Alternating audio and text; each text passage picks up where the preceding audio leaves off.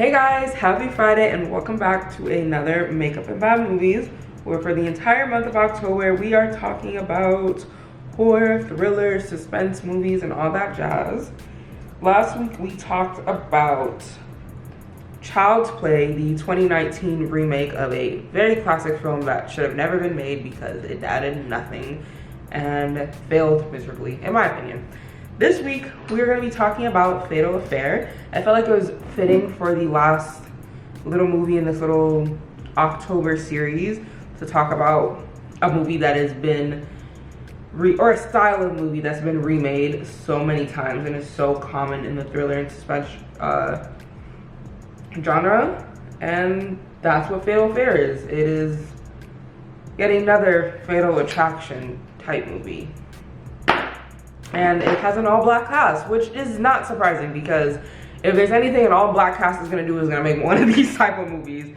This movie is just like not, I don't know, it just didn't give. And like Fatal Attraction type movies, even though I haven't seen the original Fatal Attraction, I will, I'm gonna get around to it. But like this type of movie is my favorite type of movie. I love these movies. I watch any of them, I don't care. I don't care that I know exactly what's gonna happen. I watch them, I love these. But this one just didn't hit for me. And it's not even like comically bad, like, oh, it's really bad, but at least it's funny and it made me laugh in some parts. It's just bad. And it's just boring. And it's inconsistent, which I hate. This movie begins with a couple bumping the nasties and they swiftly get killed. It actually takes the movie so long to come back to this particular scene that you forget that it happened. We then meet our main character, Ellie, who is played by Nia Long. Ellie is a lawyer and she is married to Marcus. And they have just moved to a new home outside of the city. It's on the beach, it's very beautiful.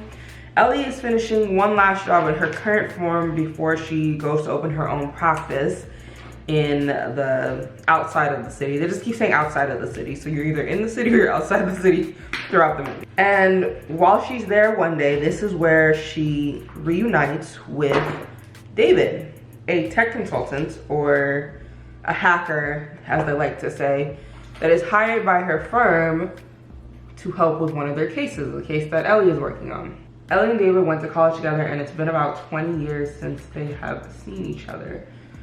And they try and like force this whole like sparks flying kind of vibe, and it just doesn't stick. It seems like such a normal interaction, besides the fact that David is overly what's the word? He gives a lot of compliments. Besides that, it's such a normal interaction, but they're definitely trying to force us to believe that like they feel some kind of pull, some kind of connection right off the bat. And like I said, they try. It does not work. We get to see how Ellie and Marcus's marriage is not doing so well. It's not bad, but they're just kind of in a dry spell. And you can clearly see how especially Ellie, are not the happiest. Anyway, so Ellie and David decide to catch up and get some drinks since it's been so long since they've seen them. But more specifically, David invited her out and she was like, no, I'm actually going out with my friend. And then Ellie feels bad, so she kind of invites him along. But then her friend doesn't end up showing up. So Ellie and David are talking, they're chatting over drinks and stuff. And during all of this like catching up and stuff, Ellie tells David how like one day you wake up and you feel like the man in the bed next to you is a stranger. And this kind of, you know, basically confirms that she's a little unhappy in her marriage. I feel like that statement was just a little weird to say because I don't get the whole stranger thing. Maybe I don't understand because I'm not married, but like he doesn't seem like a bad guy. He's not hitting her or anything. It just seems like they're very comfortable, which makes sense if you've been married for 20 years. Begin reminiscing about their past and kind of theorizing why they think that they didn't end up together in college. And it's a lot of flirting, basically. They end up dancing very sensually. They end up making out on a counter of a club bathroom, which was for some reason empty, which I've never seen at a club before, and also was clean. Okay, if you say so. But yeah, they're making out and they almost go all the way before Ellie's like, no, I can't do this. And I don't get why this movie is called Fatal Affair, because there was no affair. This was it. This little interaction right here. Where's the affair? I feel like it should be called Fatal Kiss. Fatal Interaction. But where's the affair? All she did was kiss that man. Ellie feels extremely guilty about the whole thing, but does eventually move on. She leaves her law firm. She opens up her own practice, and her and David even seem to be getting along well again. They're smashing again. We see David have a conversation with his therapist where we find out that he has anger management issues. And he specifically started seeing this therapist after his divorce. I talked to the roommate about how like we use mental issues to progress these movies as an explanation for these characters' behaviors, and they don't even have the, you know, they never even use it correctly. It's just like, this person is crazy, let's use this disorder, whatever. So I kind of appreciate the fact that this person just has anger issues. It's something very, very normal, just anger issues. Does this look bad, or do I just need lashes? Ellie, so this is obviously clearly sometime later. Ellie she just finished having a coffee date with her friend, and this is when she runs into David, or he runs into her. And he apologizes for that night, but then, you know, tries to invite her out for coffee, and she declines. And, you know, she's like, I'm married, this is not okay. Once again, one of the biggest flaws I feel like for this movie is the fact that they casted Omar Epps for the role of David. Because not only does Omar Epps not give sexy, he used to give sexy. Okay? That was my man when I saw Love and Basketball. He used to give sexy. But he don't really give sexy now. And he definitely doesn't give intimidating or menacing, which I feel like is a very important part for this role. I can't, David. I am married. It's not okay. I said, wait a goddamn minute. Like, who is scared of that man? Who? Not I, said the fly. Later that night, David begins texting Ellie. What's that? He begins texting Ellie again, and this leads to her blocking him. And then we then see Ellie and Marcus, her husband, have sex. And who is standing outside the window watching?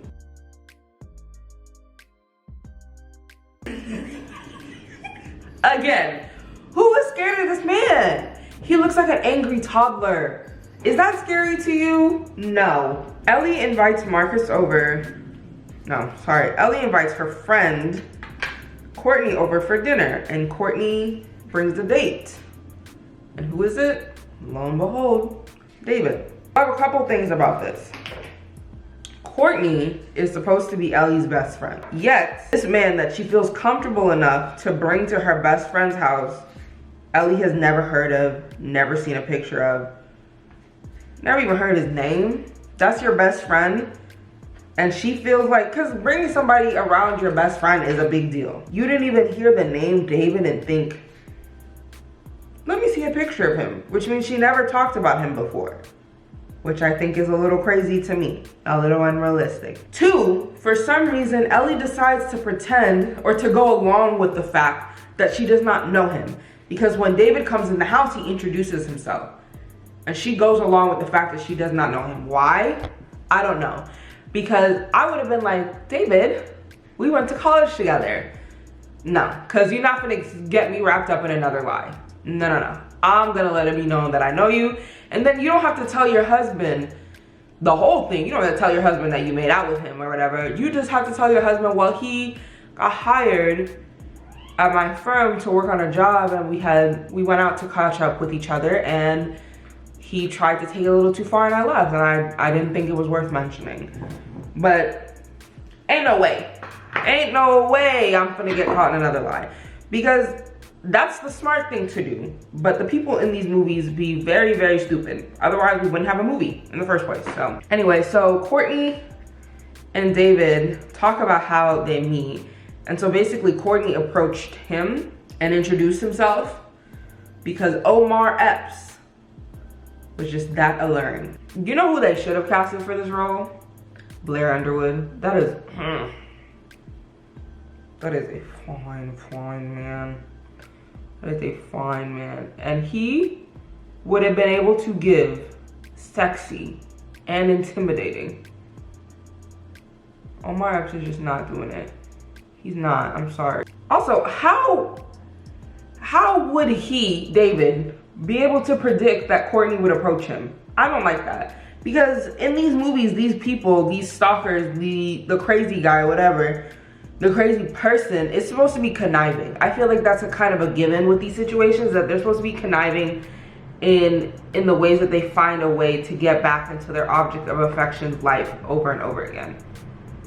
You getting lucky because she approached you, because her best friend approached you, you know, I don't buy it. I need y'all to come a little harder than that. What are you doing? Like a little crackhead. But I'm gonna need y'all to come just a little bit harder than that. I'm gonna need y'all to work just a little bit harder with the storyline here. After that, Ellie meets with David and tells him that he crossed the line by seducing her friend and showing up at her house. Hold on, why am I trying to do this with one hand? David, for some reason, takes this as Ellie wanting to be discreet, and Ellie has to reiterate, like, I want nothing to do with you. David, you've got to stay the hell away. Who do you think you're talking to, Deborah?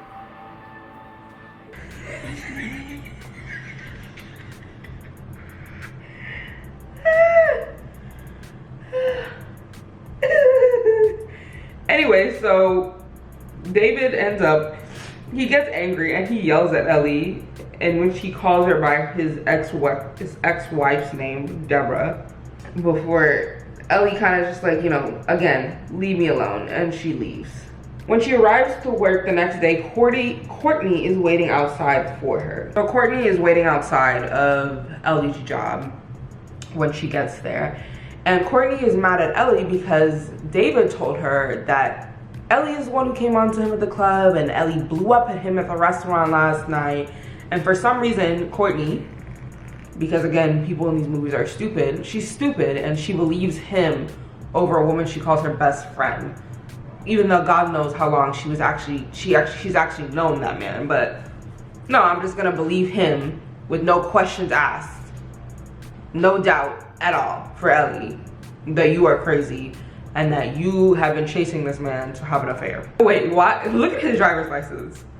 Why did he pose like that? Ellie goes to speak to an old friend. I'm sorry, my eyes are sticking together. I can't even focus. Ellie goes to speak to an old friend from college about David, just kind of get some more information. This is where she learns that apparently David was obsessed with her in college, and Deborah, his wife, is dead. She died shortly after the divorce. And also she says this thing about how Deborah and Ellie look exactly alike. I feel like that's racist. They look nothing alike. But anyway, she finds out his wife is dead. His ex-wife is dead. And she naturally, logical conclusion, assumes that he did it. But yes, this is also the opening scene that we saw at the beginning of the movie where that woman and her white boo got killed. That was the ex-wife. David sends Ellie some of the most HD security footage I've ever seen in my life. Sorry if you can hear my cat going ham. She just learned what her scratching post is, so she's going crazy over there. But he sends her some of the most HD security footage I've ever seen in my life, and it's club footage from the night when they were dancing together. She calls him and threatens to get a restraining order for some reason. And then she also threatens, like, oh, I know what really happened to your ex-wife. Ellie then breaks into David's apartment the next day and is somehow able to guess the password to his computer, even though it has an underscore in it. But she guesses it, and she gets in, and she finds pictures of his ex-wife that look very voyeur style, do not look like those are consenting pictures. And then she also finds tons and tons of candids of herself. One actually that doesn't make sense how it was taken, because it's like her and her daughter standing on the edge of their little balcony thing, but the way they're facing is the beach. So like, where could he have been to take that picture from that angle without being seen? You see what I mean by like inconsistencies? If they didn't put that one picture in there, that whole scene besides the password thing could have flied. But no. Ellie finally manages to get a hold of Courtney, because Courtney's been dodging all her calls and texts, and tells her like, you know, David's not right. She saw pictures of him on his computer, pictures of herself on his computer, and she thinks that he killed his ex-wife. And Courtney, for some reason, believes her this time, even though in this situation, Ellie does kind of look crazy because she broke into this man's computer and hacked into his laptop. Well, not hacked, but she broke into his laptop. Courtney believes her all of a sudden, and at the same time that she's on the phone with, oh, that's too much. Oh, that's way too much. On the phone with Ellie, David comes to her apartment. She goes through his phone and she finds even more pictures of Ellie, and David catches her in the act and knocks her out. Ellie manages to make it to her apartment and she finds Courtney with the tiniest, almost comical amount of blood on her head for a head wound, but she's alive. David takes a homeless man and sets him on fire and leaves behind a confession letter. And the police, without even taking the DNA, because they're like, oh, the body's burned so bad, it's gonna take some time. But they go and say, it's David, we believe it's David, and they close the case with very little evidence. Also, David can literally confess to killing his ex-wife in the letter, and I just kind of don't understand that. Simply because if I was going to fake my death, why confess? They're gonna think I'm dead. Why would I confess? But yeah, now it's all over, or it should be. But there's 15 minutes left in the movie, so of course not. All right, Ellie's secretary calls her into the office at night because she needs to sign some papers, and even though it's 2020, apparently she can do that electronically. When she gets there, she finds the secretary dead, and she receives a call from the secretary's phone, and it's David, and all he says is, "You left them alone." Ellie then speeds back to the house, calling the detective on her way, and all she says is, you know, David is still alive. When she arrives at the house, David is dancing to a very distorted record, specifically a song from when they went to college together, a song that's supposed to have meaning to them. Ellie is able to knock David unconscious with a vase, and then she goes upstairs and she finds her husband and her daughter tied up, and she unties them and frees them. They make their way out of the house as police are arriving. They also the daughter's boyfriend got killed. I don't know why he had to get killed. He had nothing to do with that poor boy, life gone. But they make it out of the house, and when they get outside, they see that the police officer already been killed by David. The daughter, Brittany, is able to make it into her car and she drives away. A fight ensues between Marcus, Ellie, and David, which ends with David falling off a random ass cliff that they somehow have behind their house and dying. The movie ends with their daughter going back to school 2 months later and then putting the house up for sale. Do we realize that the majority of this movie occurred in a week? Because basically everything really started happening, really started flowing. When I mentioned, oh, you know, Ellie's able to move on and she and her husband are happy now, that's when her daughter came home from college on fall break.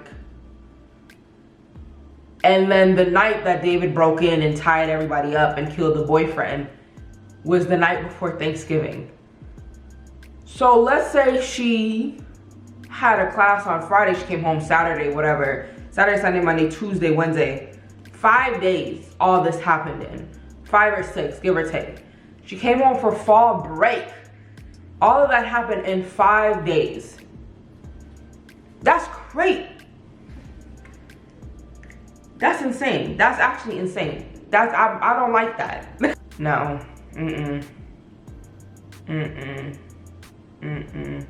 So I feel like I didn't properly articulate why I feel like this movie didn't expect us to ask too many questions, and a lot of that comes from the timeline, the lack of timeline for real that the movie follows along with. So in part of the movie, there's this half thought out subplot about how Marcus was in some kind of accident and he's now recovering.